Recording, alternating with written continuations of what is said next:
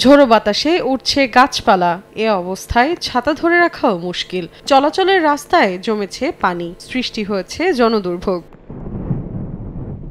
স্থানীয় সময় শুক্রবার জাপানের পূর্বাঞ্চলীয় কান্টোয় আঘাত হানে শক্তিশালী টাইফুন অ্যাম্পেল। এতে বিদ্যুৎ বিচ্ছিন্ন হয়ে পড়েন হাজারো বাসিন্দা, ব্যাহত হয় ট্রেন চলাচল, ফ্লাইটের শিডিউলে দেখা দেয় মারাত্মক বিপর্যয়, চরম ভোগান্তিতে পড়েন প্রায় 1 লাখ যাত্রী। নিরাপত্তার স্বার্থে এরই মধ্যে হাজার হাজার বাসিন্দাকে সরে যাওয়ার নির্দেশ দিয়েছে স্থানীয় কর্তৃপক্ষ।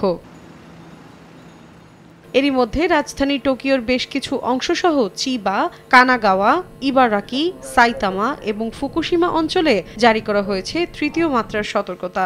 বাসিন্দাদের নিরাপত্তায় খোলা হয়েছে আশ্রয়কেন্দ্র।